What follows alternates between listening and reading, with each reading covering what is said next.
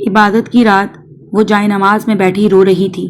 نکاح کو 2 ماہ گزر چکے تھے مگر ریاض نے اس کی سانولی رنگت کی وجہ سے اسے چھوا تک نہیں تھا۔ سسرال والے ریاض کو دوسری شادی کا مشورہ دیتے کہ بیوی کالی ہے تو بچے بھی کالے ہوں گے۔ وہ غصے سے کھڑا اپنی بیوی کو دیکھ رہا تھا اور آہستہ سے اس کے قریب آیا۔ اگر چاہو تو عید کے بعد تم آزاد ہو جاؤ۔ شازیہ کے آنسو اور تیزی سے بہنے لگے۔ عید پر شوہر بیوی کو چوڑیاں پہناتے ہیں، آپ مجھے طلاق دیں گے؟ وہ رونے لگی، اللہ کے حضور دعا کرنے لگی۔ تبھی چاند رات کو ہی جب اس کا شوہر گھر آیا تو یا اللہ ان کے دل میں میرے لیے رحم ڈال دے، میں ان کی بیوی ہوں، میری صورت جیسی بھی ہے تو نے بنائی ہے۔ جب تو کہتا ہے کہ رنگ و روپ سے کوئی بھی انسان برتر نہیں ہو سکتا تو دنیا والوں نے اپنے معیار کیوں بنا رکھے ہیں؟ یا اللہ میری آزمائش کو کم کر دیجئے۔ شازیہ کے آنسو اس کے گالوں پر بہتے چلے جا رہے تھے۔ دل بہت بری طرح سے دکھا ہوا تھا۔ رمضان المبارک کا مقدس مہینہ چل رہا تھا، عبادت کی رات تھی۔ وہ جائے نماز پر بیٹھی بری طرح سے رو رہی تھی اور اپنے دنیاوی دکھ اللہ تعالیٰ کو سنانے میں مصروف تھی۔ کمرے میں ہلکی سی خاموشی پھیلی ہوئی تھی۔ باہر کہیں دور سے مسجد کے لاؤڈ اسپیکر پر قرآن پاک کی تلاوت کی مدھم آواز آ رہی تھی۔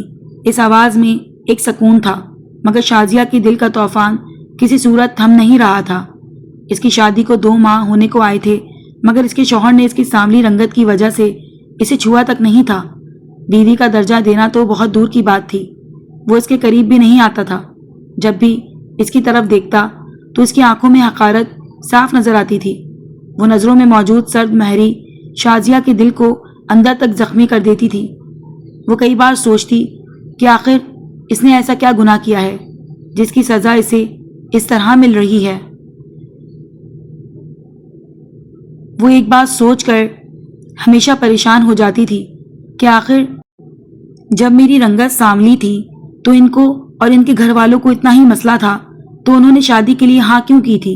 شادی سے پہلے ہی انکار کر دیتے، اس طرح اس کی ذات کی تذلیل تو نہ ہوتی، اس کے خواب اس طرح ٹوٹے، اس کے دل میں اتنی گہری چوٹ نہ لگتی۔ سسرال والوں کا یہ رویہ اس کے ساتھ نہ ہونے کے برابر تھا۔ وہ لوگ بھی بات بات پر اسے اس کی رنگت کے تانے دیا کرتے تھے۔ کوئی کہتا تھا یہ تو ہمارے خاندان کی خوبصورتی کو داغ لگا دے گی، کوئی کہتا کہ اس کے آنے سے گھر کی رونق ہی مان پڑ گئی ہے۔ سب کے الفاظ تیر کی طرح اس کے دل میں پیوست ہوتے جاتے تھے مگر وہ خاموشی سے سب برداشت کر لیتی تھی۔ وہ اکثر ریاض کو بھی دوسری شادی کا مشورہ دینے لگ جاتے تھے، کہتے تمہاری یہ بیوی کالی ہے تو بچے بھی کالے ہی نہ ہو جائیں، پھر گھر میں کالے لوگوں کی لائن لگ جائے گی، بہتر یہی ہے کہ دوسری شادی کر لو اور اسی میں اس سے بچے پیدا کرو، خوب دیکھ بھال کر کے کہیں سے گوری لڑکی سے شادی کرنا، ایسا نہ ہو کہ پچھلی طرح یہ بھی کالی اٹھا کر لے آؤ اور پھر اسے بھی ہاتھ لگانے کا دل نہ چاہے۔ یہ کہتے ہوئے سب ہنس دیے تھے۔ ان کی ہنسی شازیہ کے کانوں میں زہر کی طرح گھلتی جاتی تھی، وہ دل میں ٹوٹ جاتی تھی۔ کئی بار اس کی آنکھوں میں آنسو آ جاتے تھے مگر وہ سر جھکا کر خاموشی سے وہاں سے اٹھ جاتی تھی۔ اسے محسوس ہوتا تھا جیسے اس کی عزت اور اس کی ذات کو سب کے سامنے رون دیا گیا ہو۔ پورے رمضان وہ روتے ہوئے اللہ کے حضور دعائیں کرتے ہوئے گزار رہی تھی۔ پہلے اس کی زندگی میں جتنے بھی رمضان آئے تھے وہ خوشی اور سکون کے ساتھ گزرے تھے۔ وہ بے غرض ہو کر اللہ تعالیٰ کی عبادت کیا کرتی تھی، لیکن اس رمضان وہ ہر وقت خدا سے یہی دعا کرتی رہتی کہ یا اللہ ریاض کے دل کو میری طرف سے موم کر دیجیے،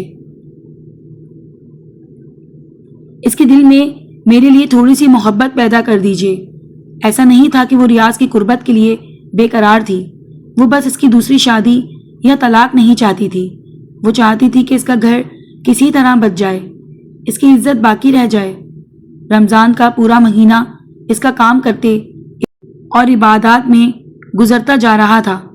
وہ صبح سب سے پہلے اٹھتی، گھر کے کاموں میں لگ جاتی، سحری تیار کرنا، برتن دھونا، گھر صاف کرنا، سب کی باتیں سننا، یہ سب اس کی روزمرہ کا زندگی بن چکی تھی۔ کوئی اس کی تھکن کو نہیں دیکھتا تھا، کوئی اس کی خاموشی کو نہیں سمجھتا تھا۔ ایک دن وہ کچن میں سب کے لیے افطاری کا انتظام کر رہی تھی اس کی طبیعت اس دن کافی زیادہ خراب تھی، سر میں درد تھا اور جسم میں عجیب سی کمزوری محسوس ہو رہی تھی، مگر اس بات کی کسی کو بھی پرواہ نہیں تھی۔ وہ مرے یا جیے اس سے کسی کو فرق نہیں پڑتا تھا، یہاں تک کہ اس کے اپنے شوہر کو بھی نہیں۔ وہ کچن میں کھڑی پکوڑے تل رہی تھی، چولہے کی تیز آنچ اس کے چہرے پر لگ رہی تھی، پسینہ اس کے ماتھے سے بہہ رہا تھا، اس کی آنکھوں کے سامنے بار بار اندھیرا سا چھا جاتا تھا، مگر وہ خود کو سنبھال کر دوبارہ کام میں لگ جاتی تھی۔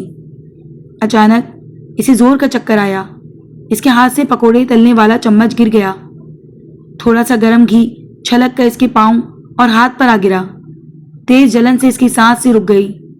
وہ سسکی لے کر پیچھے ہٹی اور قریب رکھی کرسی پر بیٹھ گئی۔ اس کا سر بھاری ہو رہا تھا اور دنیا اس کے سامنے گول گول گھوم رہی تھی۔ چولہے پر پڑے پکوڑے جلنے لگے، ان کی بو پورے کچن میں پھیل گئی، مگر شازیہ کو اس کا ہوش ہی نہیں تھا۔ وہ اپنی حالت سنبھالنے کی کوشش کر رہی تھی، اس کی آنکھوں کے آگے دھند سی چھا رہی تھی۔ اسی وقت اس کی ساس کچن میں داخل ہوئی۔ انہوں نے جیسے ہی جلے ہوئے پکوڑوں کی بو محسوس کی تو ان کا چہرہ غصے سے سرخ ہو گیا۔ انہوں نے آگے بڑھ کر شازیہ کو ایک زور سے ایک تھپڑ مار دیا۔ تمہارے باپ کا گھر نہیں ہے یہ، یہاں ہر چیز حلال کی رزق سے آتی ہے اور جب ضائع ہوتی ہے تو ہمیں دکھ ہوتا ہے۔ تھپڑ کی آواز کچن کی خاموشی میں گونج گئی۔ شازیہ کا سر ایک طرف جھٹکے سے مڑ گیا، اس کی آنکھوں سے آنسو بہنے لگے۔ اسی وقت ریاض بھی وہاں کھڑا تھا۔ اس نے اپنی آنکھوں سے دیکھا تھا کہ اس کی بیوی پر اس کی ماں نے ہاتھ اٹھایا ہے، مگر اس نے یہ جاننے کی زحمت تک نہ کی کہ آخر وجہ کیا ہے۔ اس نے یہ بھی نہیں پوچھا کہ اس کی بیوی کے چہرے پر تکلیف کے آثار موجود ہیں۔ وہ خاموشی سے کھڑا رہا، جیسے یہ سب کچھ اس کے لیے کوئی اہمیت ہی نہ رکھتا ہو۔ شازیہ نے ایک لمحے کے لیے اپنے شوہر کی طرف دیکھا۔ اس کی آنکھوں میں ایک امید تھی کہ شاید وہ کچھ کہے گا، شاید وہ اس کے دفاع کرے گا، شاید وہ پوچھے گا کہ اسے کیا ہوا ہے، مگر ریاض کی آنکھوں میں صرف بے رخی تھی۔ اسی لمحے شازیہ کو محسوس ہوا جیسے اس کے دل کے اندر کچھ ٹوٹ کر بکھر گیا ہو۔ وہ آہستہ سے کرسی سے اٹھی اور دوبارہ چولہے کے سامنے جا کر کھڑی ہوئی۔ اس کے ہاتھ جل رہے تھے، اس کا سر چکرا رہا تھا، مگر وہ خاموشی سے پکوڑے تلنے لگی۔ شازیہ نے آنسو پوچھے بغیر دوبارہ پکوڑے پلٹنے شروع کر دیے۔ اس کے ہاتھ جل رہے تھے اور سر میں شدید درد تھا، مگر وہ خاموشی سے کام کرتی رہی۔ اس کے دل میں اب کوئی شکایت باقی نہیں رہی تھی۔ وہ جانتی تھی کہ یہاں اس کی تکلیف سننے والا کوئی نہیں ہے۔ اس نے چولہے کی آنچ کم کی اور ایک پلیٹ میں پکوڑے نکالنے لگی۔ ساس نے پلیٹ اٹھاتے ہوئے ایک بار پھر تیز لہجے میں کہا کہ اگر تم سے کام نہیں ہوتا تو پہلے ہی بتا دو۔ ہمارے بیٹے کی قسمت ہی خراب تھی جو ایسی لڑکی اس کے نصیب میں آئی۔ یہ جملہ سن کر شازیہ کے دل میں ایک اور چوٹ لگی، مگر اس نے کچھ نہیں کہا۔ اس نے سر جھکا کر دوسری پلیٹ بھرنی شروع کر دی۔ ریاض بھی دروازے کے پاس کھڑا سب کچھ دیکھ رہا تھا۔ اس کے چہرے پر الجھن تھی، مگر اس نے خاموشی رہنا بہتر سمجھا۔ افطار کے وقت سب لوگ دسترخوان کے گرد بیٹھ گئے۔ شازیہ سب کو کھانا پیش کرتی رہی۔ جب سب کھانے میں مصروف ہو گئے تو وہ خاموشی سے ایک طرف بیٹھ گئی۔ اس کا دل چاہ رہا تھا کہ وہ بھی کچھ کھا لے، مگر اس کی طبیعت اتنی خراب تھی کہ ایک لقمہ بھی گلے سے نیچے نہیں جا رہا تھا۔ اسی دوران ریاض کے بڑے بھائی نے ہنستے ہوئے کہا کہ ریاض، تمہارا تو ابھی بھی وقت ہے، شادی کر لو، جوانی کے دن دوبارہ نہیں آتے، اس طرح زندگی ضائع نہ کرو۔ ساس نے بھی فوراً اس کی تائید کی۔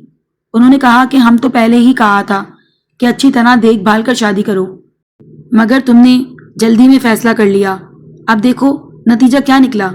یہ سب باتیں سن کر ریاض کے چہرے پر ناگواری کے آثار ظاہر ہونے لگے۔ اس نے ایک نظر شازیہ کی طرف دیکھا جو سر جھکائے خاموش بیٹھی تھی۔ اس کی آنکھوں میں آنسو چمک رہے تھے، مگر وہ کچھ کہے بغیر دوبارہ کھانے میں مصروف ہو گیا۔ اگلے دن بھی یہی ماحول رہا۔ صبح شازیہ سب سے پہلے اٹھ کر کام میں لگ گئی۔ جب ریاض ناشتہ کرنے بیٹھا تو اس کی بہن نے ہنستے ہوئے کہا کہ بھائی، آپ کی تو اپنی بیوی کو کہیں باہر لے کر جا کر دھوپ میں کھڑا کرنا چاہیے، شاید رنگ تھوڑا صاف ہو جائے۔ سب لوگ اس بات پر ہنسنے لگے۔ ریاض کے چہرے پر ایک لمحے کے لیے سختی آ گئی۔ اس نے شازیہ کی طرف دیکھا جو چائے کا کپ میز پر رکھتے ہوئے رک گئی۔ اس کے ہاتھ کانپ رہے تھے مگر وہ خاموشی سے واپس کچن میں چلی گئی۔ ریاض کے دل میں عجیب سی کشمکش تھی۔ اسے یاد آیا کہ شادی سے پہلے جب اس نے شازیہ کو دیکھا تھا تو وہ اس کی سادگی اور نرم لہجے سے متاثر ہوا تھا۔ اس کی آنکھوں میں ایک عجیب سا سکون تھا۔ وہ کم بولنے والی لڑکی تھی مگر اس کی باتوں میں خلوص تھا۔ اسی وجہ سے اس نے شادی اور اس رشتے کے لیے ہاں کی تھی۔ اس وقت اس کے دل میں رنگت کا خیال اتنا اہم نہیں تھا مگر شادی کے بعد گھر والوں کی باتوں نے آہستہ آہستہ اس کے دل میں ایک گرا ڈال دی۔ ہر روز کوئی نہ کوئی شازیہ کے رنگ پر طنز کرتا۔ کوئی کہتا کہ ایسی بہو لانے سے خاندان کی عزت خراب ہو گئی، کوئی کہتا کہ اس کے بچے بھی کالے ہوں گے۔ یہ سب باتیں ریاض کے ذہن میں بار بار گونجنے لگی تھیں۔ ایک دن شام کے وقت جب وہ گھر آیا تو اس نے دیکھا کہ شازیہ صحن میں کپڑے سکھا رہی ہے۔ اس کا چہرہ تھکن سے زرد پڑا ہوا تھا، ہاتھوں پر جلنے کے نشان ابھی تک واضح تھے۔ ریاض چند لمحے وہیں کھڑا اسے دیکھتا رہا۔ اس کے دل میں ایک لمحے کے لیے ہمدردی پیدا ہوئی مگر اسی وقت اس کی ماں کی آواز اس کے کانوں میں گونجی۔ انہوں نے کہا کہ بیٹا اگر تم نے ابھی فیصلہ نہ کیا تو بعد میں پچھتاؤ گے۔ زندگی بھر ایسی بیوی کے ساتھ گزارنا آسان نہیں ہوتا۔ یہ جملہ سن کر ریاض کے دل میں پیدا ہونے والی نرم سی کیفیت فوراً ختم ہو گئی۔ اس نے نظریں پھیر لیں اور اندر چلا گیا۔ اس رات بھی گھر میں اسی موضوع پر بات ہوتی رہی۔ ریاض کی بہن نے کہا کہ بھائی آپ کو کسی اچھی گوری لڑکی سے شادی کر لینی چاہیے، ابھی آپ کی عمر ہی کیا ہے۔ ساس نے بھی سر ہلاتے ہوئے کہا کہ ہم سب تمہاری بھلائی کے لیے کہہ رہے ہیں۔ ریاض خاموش بیٹھا سنتا رہا۔ اس کے دل میں ایک عجیب سی سختی پیدا ہونے لگی تھی۔ اسے محسوس ہونے لگا تھا کہ شاید واقعی اس سے غلطی ہو گئی ہے۔ ادھر شازیہ کچن میں برتن دھوتے ہوئے سب کچھ سن رہی تھی۔ اس کے ہاتھ صابن کی جھاگ سے بھرے ہوئے تھے مگر اس کی آنکھوں سے آنسو مسلسل بہہ رہے تھے۔ اس نے آہستہ سے سر اٹھا کر آسمان کی طرف دیکھا۔ دعا میں ایک ہی دعا تھی کہ یا اللہ میرے حال پر رحم فرما، اور اسی خاموش دعا کے ساتھ اس کی زندگی کا ایک اور دن ختم ہو گیا۔ رمضان کے آخری دن تیزی سے گزرنے لگے۔ گھر میں عید کی تیاریاں شروع ہو گئی تھیں مگر اس گھر میں ایک دل ایسا بھی تھا جس کے اندر خوشی نام کی کوئی چیز باقی نہیں رہی تھی۔ وہ دل شازیہ کا تھا۔ چاند رات آ گئی تھی۔ محلے کی گلیوں میں روشنی اور رونق پھیلی ہوئی تھی۔ ہر گھر سے خوشیوں کی آوازیں آ رہی تھیں۔ کہیں چوڑیوں کی کھنک تھی اور کہیں مہندی کی خوشبو پھیلی ہوئی تھی مگر شازیہ کے کمرے میں گہری خاموشی چھائی ہوئی تھی۔ وہ حسب معمول نماز پہ بیٹھی تھی۔ اس کے ہاتھ دعا کے لیے اٹھے ہوئے تھے اور آنکھوں سے مسلسل آنسو بہہ رہے تھے۔ اس کا دل ٹوٹ چکا تھا مگر امید کا ایک ننھا سا چراغ ابھی بھی باقی تھا۔ یا اللہ اگر میں واقعی غلط ہوں تو مجھے صبر دے دے، اور اگر میرے ساتھ ظلم ہو رہا ہے تو میرے شوہر کے دل میں میرے لیے رحم ڈال دے۔ یا اللہ میں اپنے گھر کو ٹوٹتے ہوئے نہیں دیکھ سکتی۔ اسی وقت دروازہ آہستہ سے کھلا۔ ریاض اندر آیا۔ اس کے چہرے پر عجیب سی سختی تھی۔ وہ چند لمحے خاموش کھڑا رہا، شازیہ کو دیکھتا رہا۔ شازیہ نے آنسو پوچھے اور آہستہ سے کھڑی ہو گئی۔ ریاض کچھ لمحے خاموش رہا، پھر دھیمی آواز میں بولا کہ اگر تم چاہو تو عید کے بعد آزاد ہو سکتی ہو۔ یہ الفاظ سن کر شازیہ کے دل میں جیسے کسی نے خنجر گھونپ دیا۔ اس کی آنکھوں سے آنسو تیزی سے بہنے لگے۔ وہ چند لمحے خاموش رہی، پھر ٹوٹے ہوئے لہجے میں بولی، لوگ چاند رات کو اپنی بیویوں کے لیے چوڑیاں لاتے ہیں، انہیں خوش کرتے ہیں، اور آپ مجھے طلاق کا تحفہ دے رہے ہیں۔ یہ کہہ کر وہ پھر رونے لگی۔ اس کے آنسو فرش پر گرنے لگے۔ ریاض کچھ لمحے خاموش کھڑا رہا۔ وہ شاید کچھ کہنا چاہتا تھا مگر الفاظ اس کے گلے میں اٹک گئے۔ اسی وقت باہر سے شور کی آواز آئی۔ گھر میں اچانک بھگدڑ مچ گئی۔ ریاض جلدی سے باہر نکلا۔ شازیہ بھی پیچھے آ گئی۔ پتہ چلا کہ ریاض کے بڑے بھائی کا بیٹا چھت سے گر گیا تھا اور اس کی حالت بہت خراب ہو گئی تھی۔ گھر میں سب لوگ گھبراہٹ میں ادھر ادھر بھاگ رہے تھے۔ اس بچے کو فوری طور پر ہسپتال لے جانا پڑا۔ ڈاکٹر نے بتایا کہ خون کی شدید ضرورت ہے۔ بچے کا خون کا گروپ خاص گروپ ہے جو کسی کے پاس نہیں تھا۔ گھر کے سب لوگ پریشان ہو گئے۔ اسی وقت شازیہ آہستہ سے آگے بڑھی، کہنے لگی، میرا خون اسی گروپ کا ہے۔ سب لوگ حیرت سے اسے دیکھنے لگے۔ ڈاکٹر نے فوراً اس کا ٹیسٹ کیا اور پھر خون لے لیا۔ شازیہ کی طبیعت پہلے ہی خراب تھی، مگر اس نے کسی کو کچھ نہیں بتایا۔ کچھ گھنٹوں کے بعد بچے کی حالت سنبھل گئی۔ ڈاکٹر نے بتایا کہ اگر وقت پر خون نہ ملتا تو بچہ بچ نہیں سکتا تھا۔ یہ سن کر سب کے چہروں کے رنگ اڑ گئے۔ ریاض خاموش کھڑا اپنی بیوی کو دیکھ رہا تھا۔ اس کے ذہن میں وہ سب باتیں گونجنے لگیں وہ جو اس کے بارے میں سنتا رہا تھا۔ اسی وقت ڈاکٹر نے ایک اور بات بتائی۔ ڈاکٹر نے کہا کہ حیرت کی بات یہ ہے کہ یہ لڑکی خود بہت کمزور ہے اور اس کے جسم میں خون بھی کم ہے، پھر بھی اس نے خون دے کر بچے کی جان بچائی ہے۔ یہ سن کر ریاض کے دل پر جیسے کسی نے زور کا ضرب لگایا۔ اس نے پہلی بار غور سے اپنی بیوی کو دیکھا۔ اس کا چہرہ زرد پڑ چکا تھا، وہ کمزوری کی وجہ سے بامشکل کھڑی تھی۔ ریاض کے دل میں اچانک شدید پچھتاوا پیدا ہو گیا۔ اسے یاد آیا کہ یہی لڑکی اس کے گھر کے سب کام خاموشی سے کرتی رہی، سب کی باتیں برداشت کرتی رہی، مگر کبھی شکایت نہیں کی، اور وہ صرف اس کے رنگ کی وجہ سے اسے نفرت کرتا رہا۔ ریاض کے دل میں بندھی ہوئی گرہ اچانک ٹوٹ گئی۔ اس نے آہستہ سے آگے بڑھ کر شازیہ کا ہاتھ تھام لیا۔ گھر والے حیرت سے انہیں دیکھنے لگے۔ ریاض کی آنکھوں میں نمی تھی۔ وہ دھیمی آواز میں بولا کہ مجھے معاف کر دو شازیہ، میں نے تمہیں سمجھنے میں بہت دیر کر دی۔ شازیہ حیرت سے اسے دیکھتی رہی۔ اسی وقت ریاض کی ماں نے کچھ کہنا چاہا، مگر ریاض نے پہلی بار سخت لہجے میں انہیں روک دیا۔ وہ بولا کہ آج کے بعد میری بیوی کے بارے میں کوئی ایک لفظ بھی نہیں کہے گا۔ جس لڑکی کو تم لوگ اس کے رنگ کی وجہ سے حقیر سمجھتے تھے، اسی نے آج تمہارے پوتے کی جان بچائی ہے۔ گھر میں مکمل خاموشی چھا گئی۔ چند دن بعد سچائی بھی سامنے آ گئی۔ معلوم ہوا کہ ریاض کی بہن اور بھابھی جان بوجھ کر شازیہ کے خلاف باتیں کرتی تھیں تاکہ ریاض اس سے بدظن ہو جائے۔ جب یہ بات سامنے آئی تو گھر میں سب کو سخت شرمندگی کا سامنا کرنا پڑا۔ ریاض کے والد نے سختی سے سب کو منع کر دیا کہ آئندہ کسی نے بھی شازیہ کو تکلیف دی تو وہ اس گھر میں نہیں رہے گا۔ چاند رات کی وہ اداس رات اب بدل چکی تھی۔ اگلی صبح ریاض بازار سے واپس آیا تو اس کے ہاتھ میں ایک چھوٹا سا ڈبہ تھا۔ وہ شازیہ کے پاس گیا اور آہستہ سے اس کے ہاتھ میں چوڑیاں پہنا دیں۔ شازیہ کی آنکھوں میں حیرت اور خوشی کے آنسو آ گئے۔ ریاض نے دھیمی آواز میں کہا کہ اس عید پر میں اپنی بیوی کو عزت دینا چاہتا ہوں جس کی وہ ہمیشہ سے حقدار تھی۔ اس طرح اس کے صبر اور دعا نے آخر کار اس کے ٹوٹے ہوئے گھر کو بچا لیا۔ اس دن کے بعد اس گھر میں عجیب و غریب واقعات ہونے لگے تھے۔ جو بھی شازیہ کو تکلیف دینے میں ملوث تھا، اس پر سخت آزمائش آتی جا رہی تھی۔ ایسا لگتا تھا جیسے اللہ تعالیٰ نے خود اس مظلوم لڑکی کے آنسوؤں کا حساب لینا شروع کر دیا ہو۔ سب سے پہلے شازیہ کی ساس کے ساتھ حادثہ پیش آیا۔